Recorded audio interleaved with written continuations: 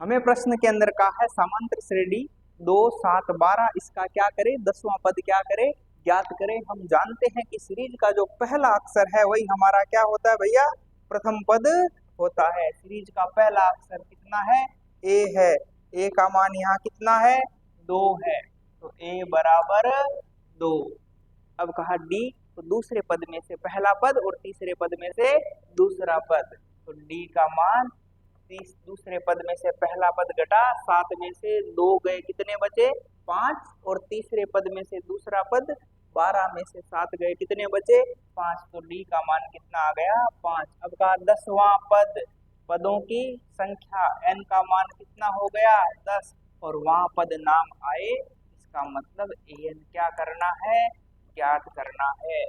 अब आप जानते हो समांतर श्रेणी का ऐसा कौन सा सूत्र है जिसमें ए है, डी है, एन है और क्या है, एन है। एक ही फॉर्मूला है, एन बराबर ए प्लस एन माइनस 1 गुणा डी। ए एन का मान कितना, 10, ए का मान 2 प्लस एन का मान 10 माइनस 1, डी का मान कितना, 5, तो ए 10 बराबर 2 प्लस एन का मान 2 गुणा 5, तो 2 प्लस 9 पंजे 45, तो कितना आ गया, 47। अतः समांतर श्रेणी का 10वां पद 47 है। अगर आपको एकदम ऑब्जेक्टिव टाइप में प्रश्न आ जाए और आपको करने को कहे तो कैसे करेंगे प्रश्न को। आपको कहा 10वां पद, आप जानते हैं समांतर श्रेणी का पहला पद a1, a1 का अर्थ क्या होता है, a, a2, a2 का अर्थ हुआ a प्लस b, a3 का अर्थ हुआ a प्लस 2d, a4 का अर्थ हुआ a प्लस 3d। अब आप जान रहे हो, जैसे मैंने a1 बोला, a1 का मतलब a है, d 0 है, a2 का मतलब a प्लस b, d 1 है, तो जो पद है d उससे एक क्या होगा, कम होगा, तो a 10 है, इसका अर्थ d कितना होगा, 9 होगा, तो 10वां पद क्या होगा, a प्लस 9d। तो a 10वां पद यानी a 10 कितना होगा, a प्लस 9d। a का मान 2, 9 गुणा d का मान कितना, 5, 2 प्लस 45, तो आंसर कितना आ गया, 47।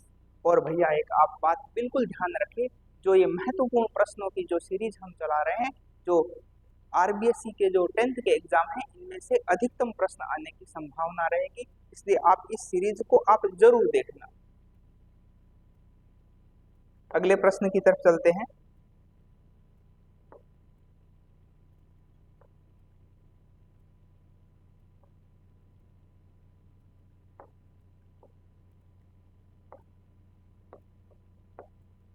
अब आपको प्रश्न में क्या दे रखा है कि उस एपी का 31वां पद ज्ञात करो जिसका 11वां पद 38 है और 16वां पद कितना है, 73 है। एकदम निश्चिंत होकर समझिए, आपको प्रश्न के अंदर कहा उस एपी का 31वां पद ज्ञात करो। अभी आपको बताया 31वां पद, 31वें पद का अर्थ क्या हुआ, a प्लस 30d। आपको a प्लस 30d क्या करना है, ज्ञात करना है। 31वां पद यानी a 31, a 31 का अर्थ क्या हुआ, a प्लस 30d। ये क्या करना है, ज्ञात करना है। 31वां पद, 31वें पद का अर्थ क्या हुआ, a plus 30d। a 31, a 31 का अर्थ हुआ a प्लस 30d। ये क्या करना है, क्या। एक बात और सोचिए आप, 31वें पद का अर्थ हुआ a प्लस 30d, ये तभी प्राप्त हो सकता है जब आपके पास में a हो और क्या हो, d हो। अब इस बात का अर्थ निकलेगा आगे वाली लाइन से, जिसका 11वां पद 38 है और 16वां पद कितना है, 73 है। अब 11वां पद, 11वें पद का मतलब a प्लस 10d, और वो कह रहा कितना है, 38 है। 11वां पद यानी a प्लस 10d बराबर कितना, 38। समीकरण नंबर क्या दे दिया, 1। अब का 16वां पद कितना है, 73 है। 16वें पद का अर्थ हुआ a प्लस 15d बराबर कितना हो गया, 73। समीकरण नंबर क्या दे दिया, 2। अब आप जानते हो a और d कितने चर हो गए, 2। इन चर की अधिकतम घात कितनी होगी, 1। ये हो गया 2 चर रैखिक समीकरण। अब दो चर रैखिक समीकरण को हम कौन सी विधि से हल कर सकते हैं? प्रतिस्थापन, विलोपन, वज्रगुण। तो हमने कहा इसको विलोपन विधि से सरल करते हैं। विलोपन विधि में पहले समीकरण को समीकरण नंबर 1 देते हैं, दूसरे समीकरण को समीकरण नंबर 2 देते हैं। फिर हमने कहा उस पद को गायब करते हैं जो बराबर और क्या हो, विपरीत हो। या बराबर कौन है? ए है, लेकिन विपरीत नहीं है, तो नीचे वाली जो लाइन है उसकी क्या करते हैं? चिन्ह परिवर्तित करते हैं। यानी अगर प्लस है तो माइनस कर देते हैं, माइनस है तो प्लस कर देते हैं। तो ये प्लस है, यहाँ पर क्या हो गया? माइनस। ये प्लस है तो माइनस, ये प्लस है तो माइनस। समान और विपरीत क्या हो गया? कैंसल। अब 10 में से माइनस के 15 गए, माइनस के 5 डी बराबर 38 में से 73 गए, तो माइनस के कितने हो गए? 35। बराबर का चिन्ह है माइनस से माइनस, कैंसल। तो डी बराबर कितना आया? 35/5। तो डी का मान कितना आ गया? 7। समीकरण नंबर क्या हो गया? 3। अब 3 का मान के 1 में रखो या 2 में, हमें मान किसका मिल जाएगा? ए का। तो समीकरण 1 से तो a प्लस 10 गुणा डी का मान कितना? 7 बराबर कितना? 38। तो a प्लस 70 बराबर 38। तो a बराबर 38 माइनस प्लस है, इधर से 21 में हो जाएगा माइनस में। तो a बराबर कितना आ गया? माइनस के 32। समीकरण नंबर 4। अब अपने पास में a भी है और कौन है? d भी है, तो यहाँ रख दो, हमें 31वां पद मिल जाएगा। तो a 31 बराबर क्या हो गया? a plus 30 D. ए का मान माइनस के 32 प्लस 30 गुणा डी का मान 7। तो माइनस के 31 प्लस के 210। तो आंसर कितना आ गया? माइनस के प्लस के 100 कितना आ गया? 78। कितना आ गया? प्लस के 178। अगले प्रश्न की तरफ बढ़ते हैं।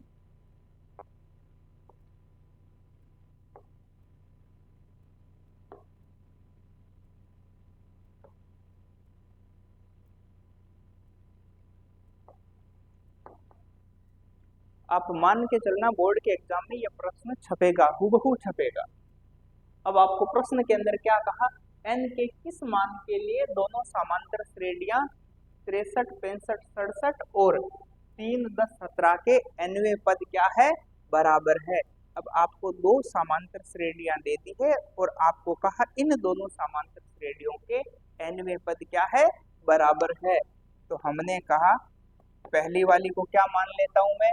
फर्स्ट समांतर श्रेणी यानी फर्स्ट एपी, और दूसरी वाली को मैं क्या मान लेता हूँ?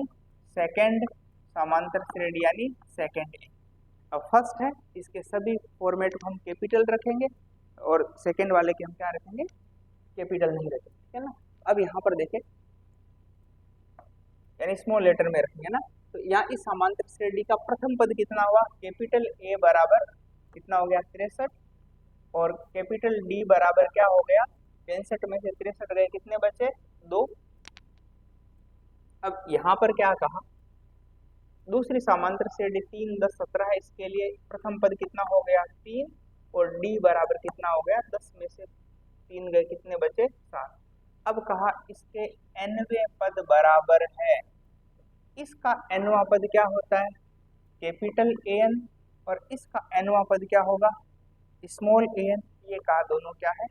बराबर है। तो कैपिटल an का मतलब क्या हुआ? a प्लस n-1 गुणा क्या है? d। इसके लिए a प्लस n-1 गुणा क्या हो गया? d। यहाँ a का मान कितना? 63 प्लस n-1, d का मान कितना? 2।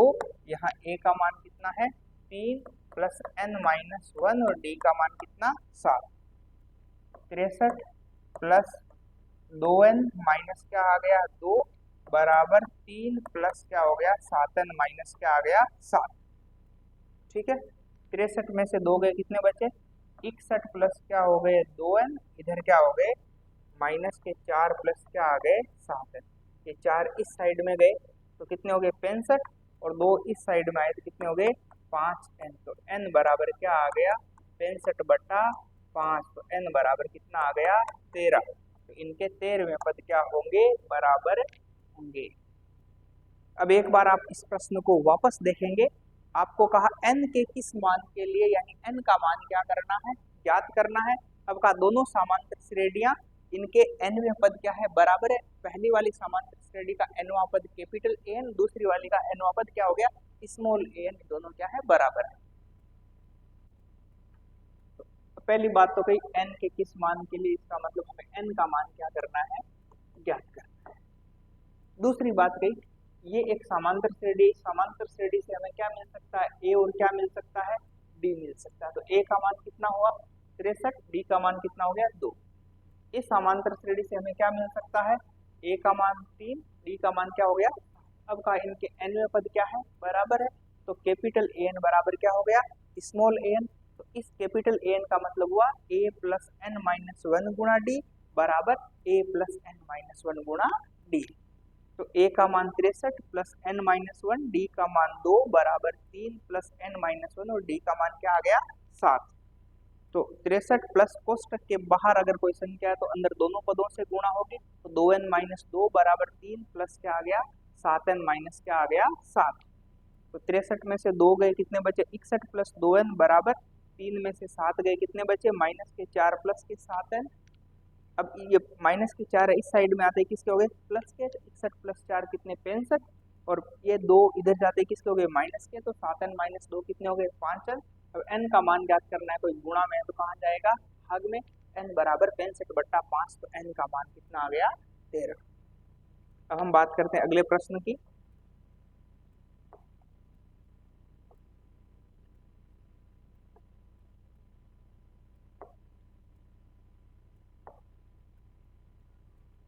आपको प्रश्न के अंदर कहा एपी 2, 7, 12 के 10 पदों का योग क्या करे, ज्ञात करे। अब आप जानते हैं योग के दो सूत्र है। जब अंतिम पद दे रखा है तो योग के लिए फॉर्मूला कौन सा लगता है, Sn बराबर n/2 a प्लस l लगता है। जब अंतिम पद नहीं पता हो तो Sn बराबर क्या होगा, n/2 2a plus n minus 1 गुणा d। अब यहाँ देखते हैं क्या है, आपको कहा सीरीज का पहला अक्षर a का मान कितना है 2, 7 में से 2 गए, d का मान कितना आ गया 5। आगे चले, अब कहा 10 पदों का योग ज्ञात करो। पदों की संख्या n का मान कितना है 10, और कहा योग ज्ञात करो। योग का मतलब क्या ज्ञात करना है, Sn ज्ञात करना है। अब Sn का ऐसा कौन सा फॉर्मूला जिसमें a है, d है, n है और कौन है Sn है। हमारे पास में सूत्र है Sn बराबर n/2 2a plus n minus 1 गुणा d। तो Sn की जगह कितना 10, n की जगह 10/2, 2 इंटू a की जगह 2 प्लस n की जगह 10 माइनस 1, और d की जगह कितना रख देंगे 5 रख देंगे। इस 2 से 10 कितनी बार कटे 5 बार। 5 कोष्टक 2 दूनी 4 प्लस 10 में से 1 गया, कितने बचे 9, 9 को 5 से गुणा किया कितना आ गया 45। तो 5 गुणा कितने हो गए 49, तो इससे गुणा हुए 5 गुणा हुआ 9 से 45। आंसर की कितनी लगी 4, 20 और 4 कितने हो गए 24। तो 10 पदों का योग कितना आ गया 245। अगले प्रश्न की बात करते हैं।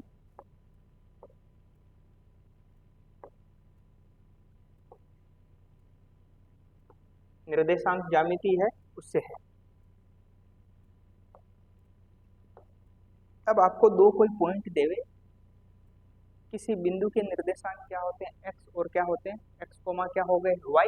अब आपको कोई दो पॉइंट दिए, उनके निर्देशांक पहले के x1 कोमा y1 और दूसरे के निर्देशांक क्या हो जाएंगे x2 कोमा y2, और तुम्हें कहे दो बिंदुओं के बीच की दूरी। दो बिंदुओं के बीच की दूरी का फॉर्मूला क्या हुआ, root of x2 minus x1 का square plus y2 minus y1 का स्क्वायर। अब यहाँ पर आपको प्रश्न दे रखा है, एक कोई पॉइंट दे रखा है, मान लो ए के निर्देशांक है 2,3, एक कोई पॉइंट दिया बी के निर्देशांक है 4,1, और आपको कहा इन दोनों के बीच की दूरी क्या करो, ज्ञात करो। तो ए और बी के बीच की दूरी, तो ए और बी के बीच की दूरी ए बी बराबर अंडररूट ऑफ क्या होता है x2 माइनस x1 का स्क्वायर प्लस क्या होता है y2 माइनस y1 का स्क्वायर। पहले निर्देशांक को क्या मान लेंगे x1 कोमा y1, और दूसरे को क्या मान लेंगे x2 कोमा y2। तो रूट ऑफ x2 का मान कितना है 4 माइनस x1 का मान 2 इसका स्क्वायर प्लस y2 का मान 1 माइनस y1 का मान 3, इसका क्या हो गया स्क्वायर। तो रूट ऑफ 4 में से 2 गए कितने बचे 2, 2 का स्क्वायर क्या हो गया 4 प्लस 1 में से 3 गए कितने बचे -2, -2 का भी स्क्वायर कितना हो गया 4। तो रूट 4 और रूट ऑफ 4 प्लस 4 कितने हो गए रूट 8। 8 को मैं क्या लिख सकता हूँ 4 गुणा 2, इसका मान कितना आ गया 2 और पीछे बचा 2 रूट 2 और ये क्या लिख दिया दूरी, मात्र क्या लगेगा पीछे मात्र, ठीक है ना। अब अगले प्रश्न की बात करते हैं।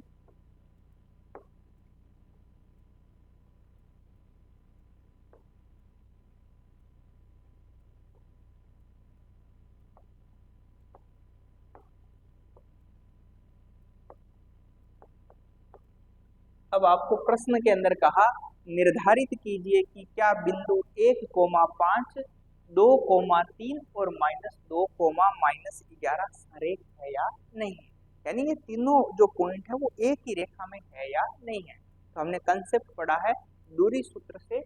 इस पॉइंट को मैं अगर ए नाम दे दूं, इसको बी नाम दे दूं और इस पॉइंट को क्या नाम दे दूं सी नाम, तो दूरी सूत्र से हम ए बी निकालेंगे, बी सी निकालेंगे, क्या निकालेंगे AC निकालेंगे। अगर किन्हीं दो दूरियों का योग तीसरी दूरी के बराबर आ गया तो हम कहेंगे ये संरेख है, और अगर बराबर नहीं आया तो हम कहेंगे ये संरेख नहीं है। तो अब यहाँ पर दूरी सूत्र से निकालते हैं। तो हमने लिखा A और B के बीच की दूरी AB बराबर root of formula x2 minus x1 का square plus y2 minus y1 का स्क्वायर। तो रूट ऑफ x2 पहले वाले को क्या मान ले x1 कोमा y1, दूसरे को क्या मान ले x2 कोमा क्या मान ले y2, ठीक है। तो अब यहाँ पर हमने देखा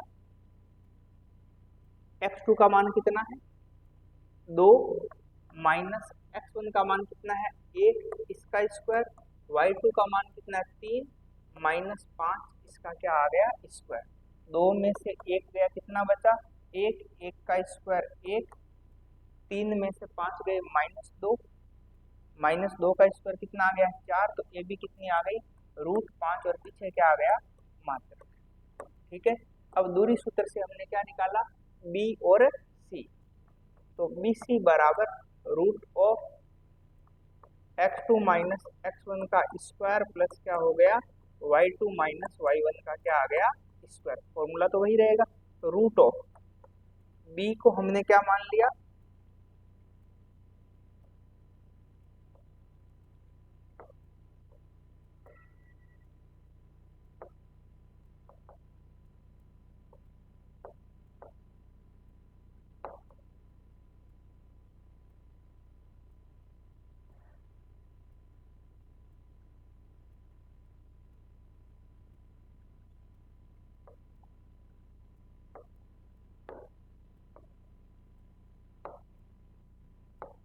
चलो देखते हैं b को क्या मान लिया x2 y2 और c को क्या मान लिया x1 कोमा क्या मान लिया y1। तो x2 का मान कितना है 2, माइनस x1 का मान कितना है माइनस के 2, तो माइनस माइनस क्या हो जाएंगे प्लस के 2, इसका होल स्क्वायर। y2 का मान कितना है 3, माइनस y1 का मान कितना है -11, माइनस माइनस क्या हो गए प्लस के 11, इसका क्या आ गया होल स्क्वायर। 2 और 2 कितने हो गए 4, 4 का स्क्वायर 16 प्लस 11 और 3 कितने हो गए 14, 14 का वर्ग कितना हो गया 196। तो रूट ऑफ कितना आ गया 6 6 12, हासिल की लगी 1 10 और 1 11, कितने हो गए 200, कितने हो गए 12, और पीछे क्या लग गया मात्रा। और दूरी सूत्र से अब क्या निकालेंगे AC।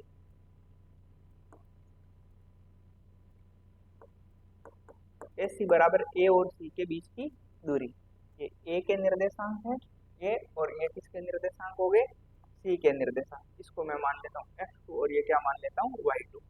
तो क्या हो गया x2 का मान -2, -1 इसका होल स्क्वायर और -11 -5 इसका आ गया होल स्क्वायर। तो रूट ऑफ -3 का स्क्वायर 9 और 11 और 5 कितने हो गए 16 माइनस के इसका स्क्वायर कितना 16 का स्क्वायर 256 ये हो गए रूट ऑफ कितने हो गए 265 और पीछे क्या आ गया मात्र। अब इनमें से किन्हीं को जोड़ दो। अगर हमें A B plus B C करूँ वो बराबर नहीं किसके आएगा ए सी के। इसका मतलब यह है सरेख नहीं है। अब एक बात और वापस से समझे, आपको प्रश्न के अंदर क्या कहा है कि निर्धारित कीजिए कि क्या बिंदु 1,5 2,3 -2, -11 सरेख है या नहीं है। तो हम दूरी सूत्र से ए बी बी सी और क्या निकालेंगे ए सी निकालेंगे। अगर किन्हीं दो दूरियों का योग तीसरी दूरी के क्या आ गया बराबर आ गया तो हम कहेंगे सरेख है, अगर नहीं आया तो हम कहेंगे सरेख नहीं है। अब यहाँ हमने कहा पहले ए और बी के बीच की दूरी, तो ए बी बराबर दूरी का वही फॉर्मूला रहेगा। ये जो दो पॉइंट है इनमें से किसी को आप x1 y1 माने और किसी को x2 y2 माने, कोई फर्क नहीं पड़ेगा। तो हमने पहले वाले को x1 y1 मान लिया, दूसरे वाले को क्या मान लिया x2 y2 मान लिया। तो ए बी बराबर root of x2 minus x1 का whole square plus y2 minus y1 का होल स्क्वायर। तो रूट ऑफ x2 का मान 2 माइनस x1 का मान 1 इसका होल स्क्वायर प्लस y2 का मान 3 माइनस y1 का मान 5 इसका होल स्क्वायर। रूट ऑफ 2 में से 1 गया कितना बचा 1 का स्क्वायर 1 प्लस 3 में से 5 गए कितने बचे -2 इसका स्क्वायर 4। तो रूट ऑफ क्या आ गया 5 आ गया। इसी प्रकार हमने जब B और C के बीच की दूरी निकाली तो हमारे पास कितना है रूट ऑफ 212। फिर इसी प्रकार हमने A और C के बीच की दूरी निकाली तो हमारे पास कितना है रूट ऑफ 265। तो हमने कहा अगर मैं इन दोनों को जोड़ने की कोशिश करूं तो वो इसके बराबर नहीं आएगा। और पहली बात तो A B plus B C not equals to A C ये सरेख नहीं है।